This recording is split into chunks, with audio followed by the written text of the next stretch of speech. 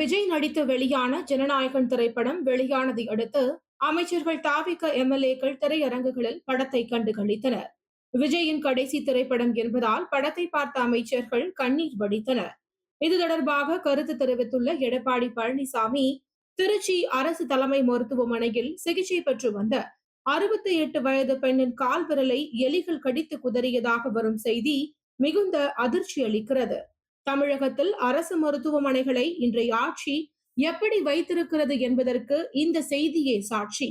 அரசை நம்பி சிகிச்சை பெற வந்து எலி கடித்து கால் விரல் இழந்துள்ள அந்த பெண்ணிற்கு என்ன பதில் வைத்துள்ளது இன்றைய தாவேக பொய்க்கால் குதிரை அரசு? இப்படி மக்கள் திண்டாடி கொண்டிருக்க இத்துறையின் அமைச்சரோ ஜனநாயகன் படத்தின் முதல் காட்சி பார்த்து கொண்டாடி செல்ஃபி பதிவிட்டுக் கொண்டிருக்கிறார். அவர் மட்டுமல்ல, இன்றைய தினம் முதல்வர் முதல் அமைச்சர்கள் வரை அனைவரும் படம் பார்க்க லீவு போட்டிருப்பதாக வேறு செய்திகள் வருகின்றன. நாடும் நாட்டு மக்களும் எக்கேடாய் போனால் என்ன என்று பிளாஸ்ட் கொண்டாட்டத்தில் திளைக்கும் புதிய அரசுக்கு எனது கடும் கண்டனம். உடனடியாக பாதிக்கப்பட்ட பெண்ணிற்கு உரிய மருத்துவ சிகிச்சை அளிப்பதுடன் அவருக்கான இழப்பீடும் வழங்க வேண்டும் என இந்த அரசை வலியுறுத்துகிறேன் என்றார். தூத்துக்குடியில் சட்டவிரோதமாக கைது செய்யப்பட்ட இளைஞர் போலீசார் அடித்ததில் உயிரிழந்ததாக குற்றச்சாட்டு எழுந்துள்ளது. இந்த சம்பவம் குறித்து அதிமுக பொதுச் செயலாளர் எடப்பாடி பழனிசாமி வெளியிட்ட அறிக்கையில், தூத்துக்குடியில் விசாரணைக்கு அழைத்து செல்லப்பட்ட அருணாச்சலம் என்ற இளைஞர் காவல்துறையினர் தாக்கியதில் உயிரிழந்ததாக வரும் செய்தி அதிர்ச்சி அளிக்கிறது. இன்றைய பொய்க்கால் குதிரை அரசு பொறுப்பேற்றதிலிருந்து காவல் மரணங்களும் குதிரை வேகத்தில் அதிகரிப்பது மிகுந்த வேதனைக்கும் கடும் கண்டனத்திற்கும் உரியது. மடப்புரம் அஜித்குமார் மரணத்தின் போது சாரி வேண்டாம் நீதி வேண்டும் என்று பதாகை பிடித்த இன்றைய முதலமைச்சர் தனது ஆட்சியில் நடக்கும் தொடர் காவல் மரணங்களுக்கு என்ன பதில் நீதி வைத்துள்ளார்? அருணாச்சலம் மரணத்தின் மீது உரிய விசாரணை நடத்தப்பட்டு தவறு யார் இழைத்திருந்தாலும் எந்த பாரபட்சமும் இன்றி சட்ட நடவடிக்கை எடுக்க வேண்டும் என இந்த அரசை வலியுறுத்துகிறேன் என தெரிவித்துள்ளார். டெல்லியில் நடந்து வரும் காக்ரோச் ஜனதா பார்ட்டியின் போராட்டத்திற்கு ஆதரவாக சென்னையில் நீலம் பண்பாட்டு மையத்தின் மாணவர் இயக்கம் சார்பில் போராட்ட பொதுக்கூட்டம் நடைபெற்றது. அதில் இயக்குநர்கள் ப. ரஞ்சித், வெற்றிமாறன், தெருக்குறள் அறிவு, நடிகை ஆண்ட்ரியா உள்ளிட்டோர் கலந்து கொண்டு நீட் தேர்வு ரத்து செய்யப்பட வேண்டும் என வலியுறுத்தினர். சில தினங்களுக்கு முன்பு தலைமைச் செயலகத்தை முற்றுகையிட்டு போராட்டம் நடத்தியது குறித்து பேசிய தெருக்குறள் அறிவு, நீட் தேர்வுக்கு எதிராக போராடியதால் என்னை அழைத்து பேசினார்கள். நான் முதல்வர் விஜயை சந்திக்கவில்லை, அமைச்சர் ஆதவ் அர்ஜுனாவை தான் சந்தித்தேன். நாடாளுமன்றத்தில் பெரும்பான்மை இருந்தால்தான் நீட் தேர்வை ரத்து செய்ய முடியும். நீங்க இந்த போராட்டத்தில் ஏன் இறங்குனீங்க? உங்களுக்கு இது தேவையில்லாத விஷயம் என அமைச்சர் சொன்னார். முதல்வரை சந்திப்பதால் மட்டும் பிரச்சனை தீர்ந்து விடாது என்பது எனக்கு தெரியும். இது மக்கள் கையில் எடுக்க வேண்டிய போராட்டம் என்றார். தலைமைச் செயலகத்துல போய் போராடினதன் விளைவாக என்னை உள்ள கூப்பிட்டு பேசினாங்க. ஆனா என்ன பேசினாங்கன்னு யாருக்குமே சொல்லல அப்படின்னு சொல்றாங்க. ஆனா இன்னைக்கு நான் சந்திச்சது முதலமைச்சர் அல்ல, நான் சந்திச்சது அமைச்சர் திரு ஆதவ் அர்ஜுனா அவர்களை தான் நான் சந்திச்சேன்.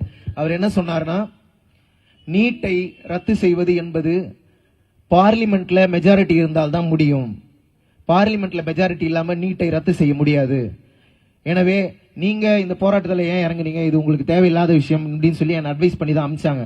ஆனா முதலமைச்சரை சந்திக்கிறதுனால மட்டும் இந்த பிரச்சனை தீர்ந்து விடாது என்பது எனக்கு தெரியும். இது மக்கள் கையில் எடுக்க வேண்டிய போராட்டம். மக்கள் இதை கையில் எடுத்திருக்கிறார்கள். நானும் மக்களோடு மக்களாக இந்த பிரச்சனைக்காக மட்டுமல்ல, இனி நாம் பாபா சாஹேப் அம்பேத்கரின் பேரப்பிள்ளைகள். மக்களுடைய எந்த பிரச்சனையா இருந்தாலும் அதற்காக வீதியில் இறங்கி வந்து குரல் கொடுப்போம். என்னுடைய குரல் மீண்டும் மீண்டும் மக்களுக்காக ஒலிக்கும் என்பதை தெரிவித்துக் கொண்டு ஜெய் பீம். கூட்டத்தில் பேசிய இயக்குனர் ப. ரஞ்சித், நீங்க நீட் எதிர்ப்பாளர் தானே, மாணவர்கள் போராட இடம் கொடுக்க வேண்டியது தானே, அறவழியில் மாணவர்கள் போராடுவார்கள் என்றார். ஸோ அப்படி இருக்கிற பட்சத்தில் தான் இந்த போராட்டம் அப்படின்றது மாணவர்கள் கையில் எடுக்கிறாங்க. ரொம்ப மோசமான ஒடுக்குதலை நம்ம பார்க்குறோம். பிஜேபி ஒடுக்கும், நான் ஒத்துக்கிறேன். தமிழக அரசு ஏன் ஒடுக்கணும்?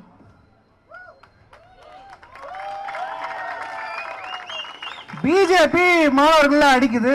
ஏன்னா அடிப்படையில் இங்க இருக்கிற ஒரு ஈக்குவாலிட்டிக்கு எதிரான ஒரு கட்சி, ஒரு பாசிசத்தை வளர்த்தெடுத்த கட்சி. நீங்கள் பாசிசத்துக்கு எதிரானவர்கள். நீங்க ஆக்கப்பூர்வமான ஒரு மாற்றத்தை உருவாக்கி இங்க தமிழகத்தை முன்னோடி மாநிலமாக்க விரும்புகிற ஒரு கட்சி. நீங்கள் போராடுகிற மாணவர்களை ஏன் அடிக்கிறீங்க?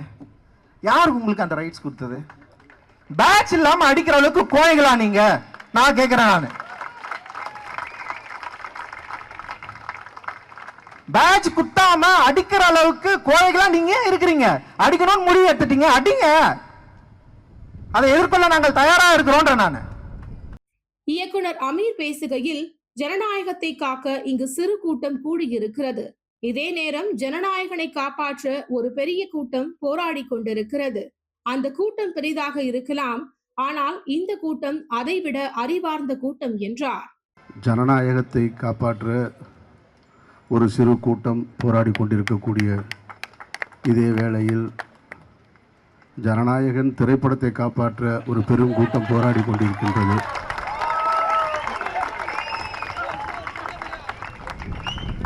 அந்த கூட்டம் இதைவிட பெரிய கூட்டமாக இருக்கலாம், ஆனால் இந்த கூட்டம் அவர்களை விட அறிவார்ந்த கூட்டம் என்பதை அவர்களுக்கு நான் சொல்லிக்கொள்கிறேன்.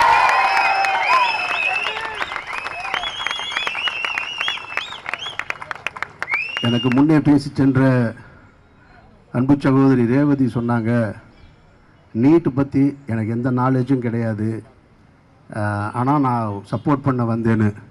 கொண்டு வந்தவனுக்கு மட்டும் நாலேஜ் இருந்துச்சா என்ன? அவனுக்கு மட்டும் நாலேஜ் இருந்துச்சா? அவனுக்கும் நாலேஜ் இல்லை. நம்ம மக்கள் நல்லா இருக்கணுன்ற சிந்தனை இருந்தால் போதும். அந்த சிந்தனை தான் இங்கே எல்லாரையும் ஒன்று சேர்த்திருக்கிறதா நான் பார்க்குறேன். நான் காவிரி மேலாண்மை ஆணையம் தொடர்பாக பிரதமரிடம் முதல்வர் விஜய் பேசாதது ஏன் என கேள்வி எழுப்பியுள்ளார் திமுக தலைவர் ஸ்டாலின். அவர் வெளியிட்டுள்ள பதிவில், மாண்புமிகு தமிழக முதல்வர் அவர்களுக்கு சில கேள்விகள்.